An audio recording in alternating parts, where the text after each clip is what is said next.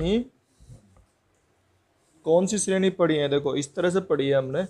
मान लिया ये यहाँ से स्टार्ट कर दिया हमने 2, 5, 8, 11। तो बताओ ये कैसी श्रेणी है? समांतर श्रेणी है, ठीक है ना। इसमें ठीक है ना, सार्वंतर समान है। लेकिन अगर कोई श्रेणी ऐसी आ जाए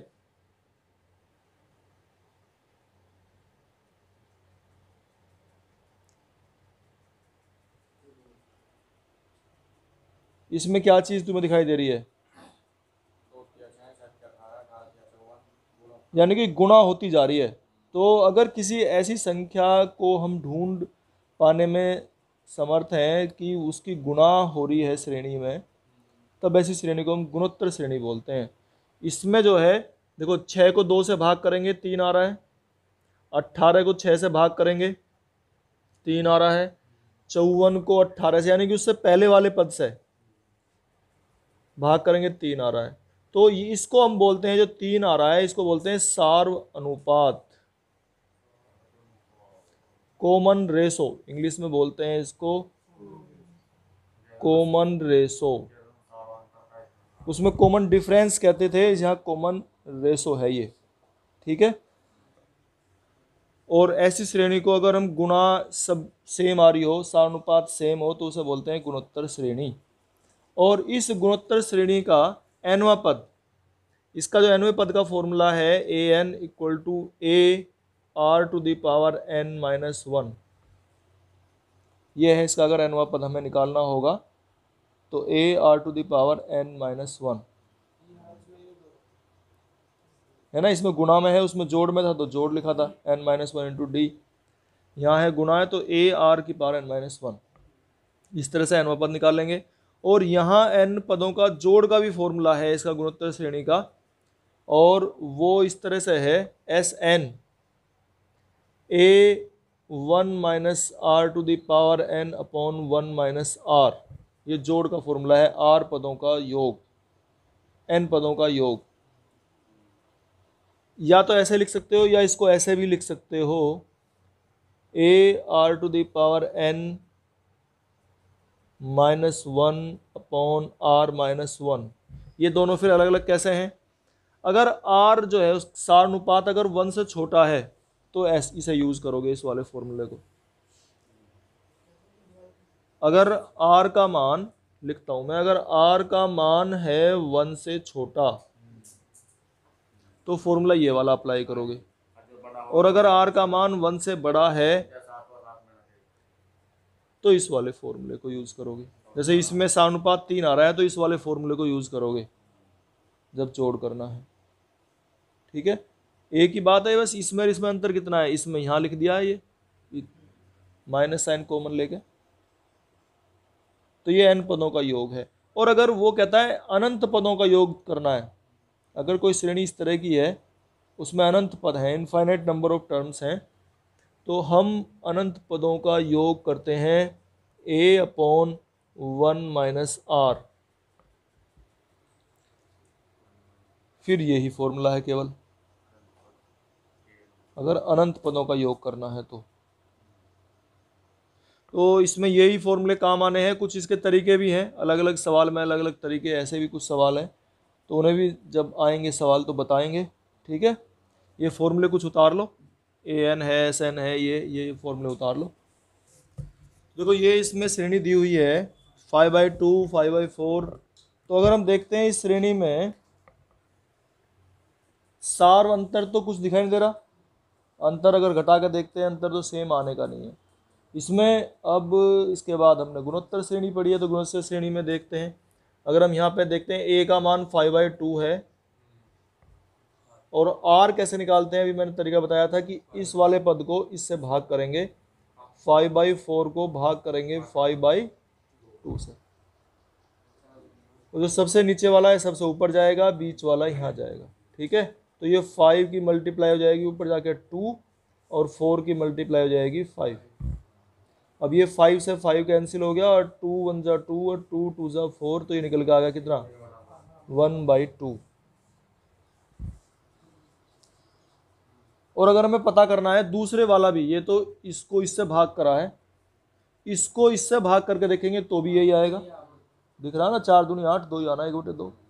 तो अगर सेम आते हैं तो इसका मतलब ये हमारी गुणोत्तर श्रेणी है। केवल एक को ही हम देख के नहीं बता सकते, है ना।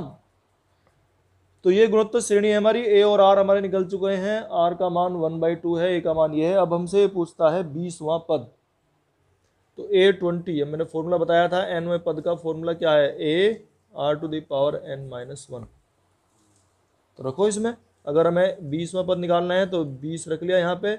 ए का मान कितना है 5/2, आर का मान 1/2 और 20 - 1। अब सोल्व कर लो बस इसे, और कुछ नहीं है। तो 20वां पद का क्या होगा, ए 20 = 5/2 और मल्टीप्लाई 1/2 टू द पावर 19, और कितनी होगी अब 2 की पावर 20 होगी। बस ये इसका आंसर आ गया, और तो इसमें सॉल्यूशन हो नहीं सकता। तो ये तो 20वां पद है। nवां पद भी पूछ रहा है अभी,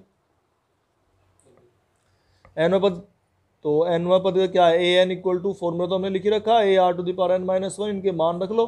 ए का मान 5/2 है, आर का मान 1/2 की पावर n-1। सोल्व कर लो इसे, 1/2 टू द पावर n-1, और ये हो जाएंगे 5/2 की पावर कितनी, n। ये आ गया इसका nवां पद, ये आ गया 20वां पद, ये आ गया nवां पद। देखो भाई, तो दूसरा क्वेश्चन है, इसमें 12वां पद निकालना है और 8वां पद दिया हुआ है, सार अनुपात भी दिया है। तो सार अनुपात को तो हम लिख लेंगे r, कितना है 2, और इसमें पहला पद नहीं दिया हुआ तो हम पहले पद को मान लेंगे, क्योंकि इनके बिना तो हम कर ही नहीं सकते सॉल्व। पहले भी हमने करे तो माना, प्रथम पद जो है इसका a मान लेते हैं। अब ये कह रहा है इसका 8वां पद, तो 8वां पद कितना दिया है 192, 192 है 8वां पद। तो 8वां पद अगर हम लिखते हैं फॉर्मूले से तो क्या लिखेंगे, a r to the power 7। ठीक है, अब इसे रख लो, ए और आर का मान 2, 2 की पावर 7। 2 की पावर 7 कितना होता है बताओ, बताओ 2 की पावर 7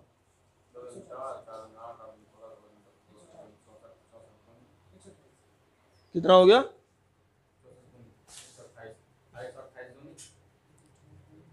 तो 192/2 की पावर 7 आ गया। और 2 की पावर 7 का मान बताओ कितना आ गया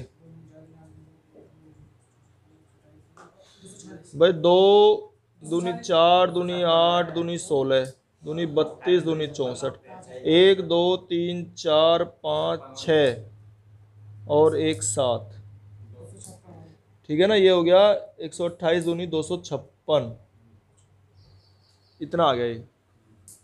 चलो अब इसे रख लेते हैं हम 2 की पावर 7, और इन्हें हम सोल्व कर लेंगे। अगर कोई नंबर किसी से कटता है तो इन्हें काट लेंगे।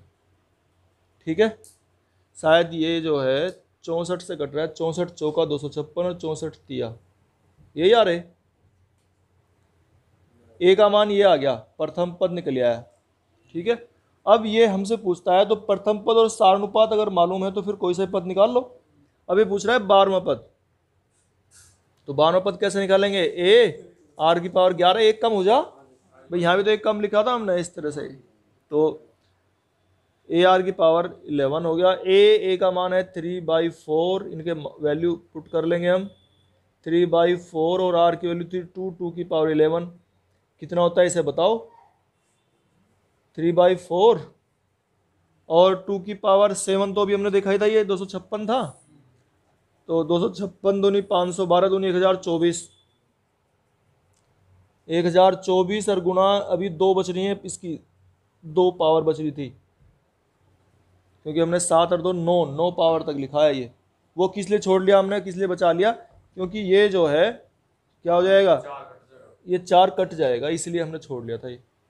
अब 1024 की इसकी गुना कर दो, कितना आ गया 30/72, ये लिख लो, ये आ गया 12वां पद निकल कर। ये जो है इसमें गलती होगी है 2 जगह, ये तो एक तो 128 है, ठीक है, 128 है, और जब इसे भाग करेंगे 64 दूनी 128, तो ए की वैल्यू आ जाएगी 3/2। एक तो ये गड़बड़ है इसमें। फिर इसे हमने यहाँ सोल्व करा, ये 3/2 ही रखेंगे ना इसे। अब आंसर तो आ जाएगा, आंसर में तो कोई दिक्कत नहीं है। 2 की पावर 11, 2 की पावर 11 जो है, इसे 2 की पावर 9 तो हमने यहाँ लिख ली। 2 की पावर 9 है, 512 तक बैठे हैं बस, ये 512 है, ठीक है ना। 512 गुना 2 गुना 2, अब 1 2 से 2 कट जाएगा, और 512 दूनी 1024, और 1024 की 3 में गुना होगी, आंसर तो वही आ जाएगा, ठीक है ना। पर ये गुना में उसकी तो गलती है।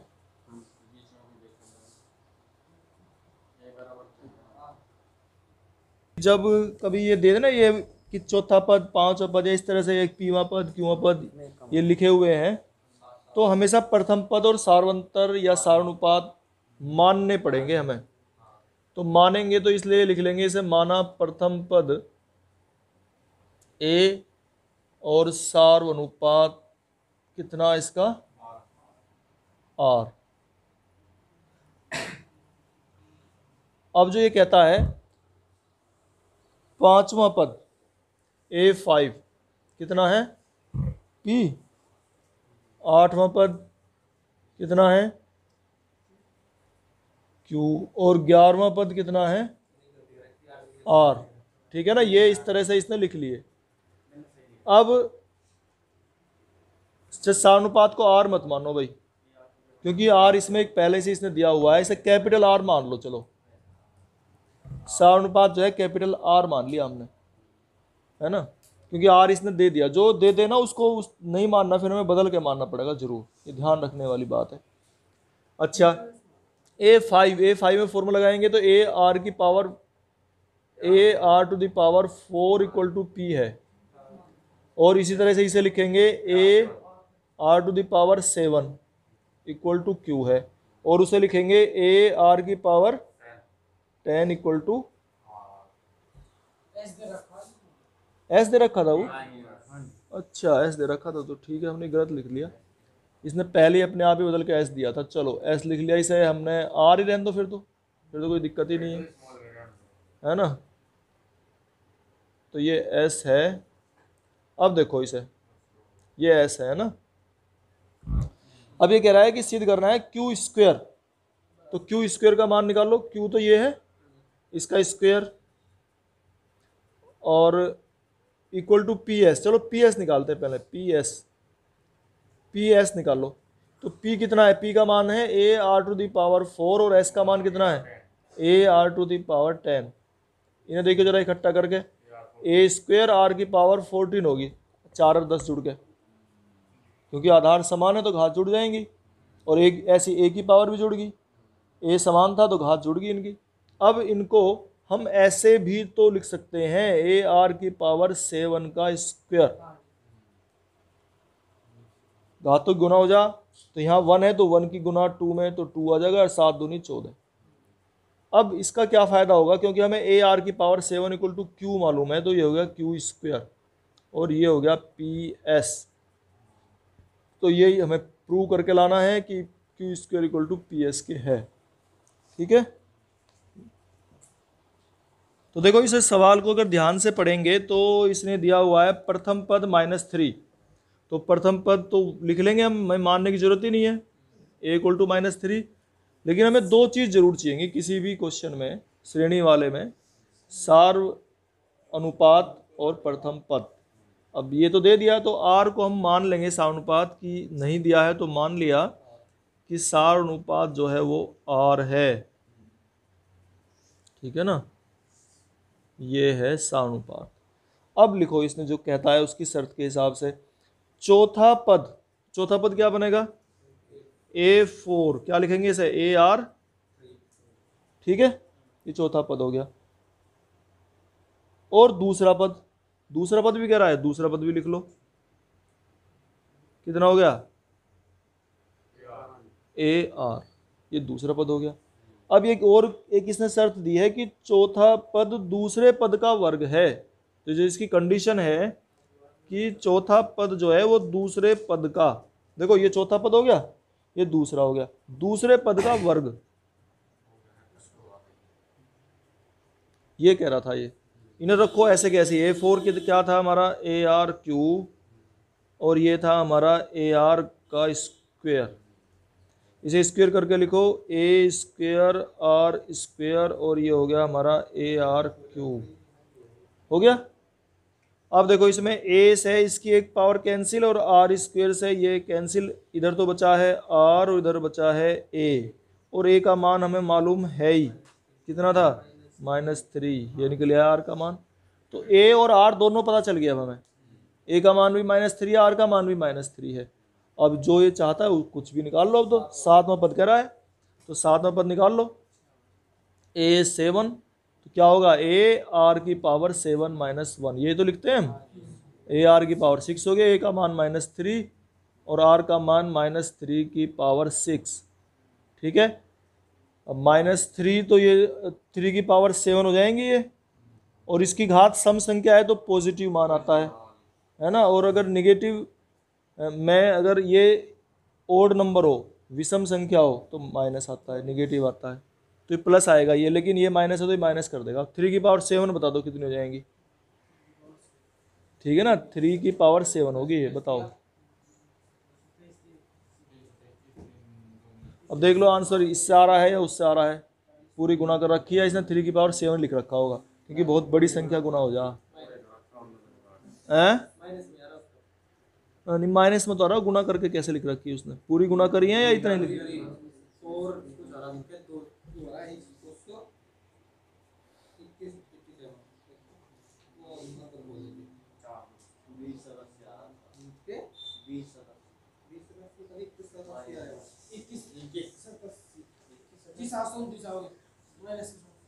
तीन की पावर 729, नहीं ज़्यादा होगी,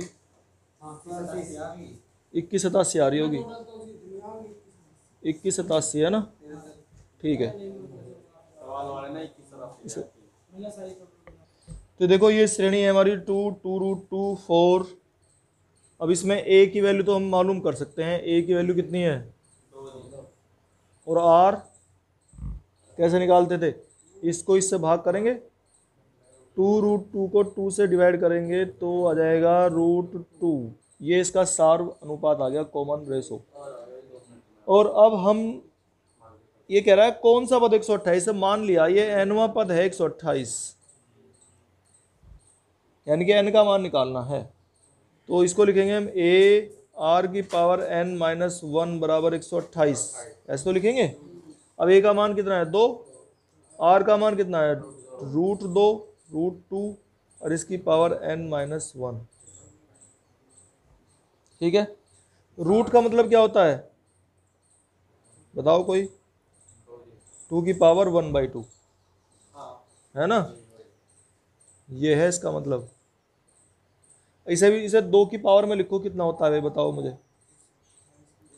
अब देखो जब घात की घात है तो इनकी गुणा हो जाती है, 2 की पावर हो जाएंगी ये n-1/2 होगी गुणा, क्योंकि ये भी एक घात है ये भी घात है, इसके ऊपर घात है तो इनकी गुणा होगी, n-1 की 1 में गुणा हो जाएगी, तो ये n-1/2 इक्वल टू आ गया 128 आ गया इतना।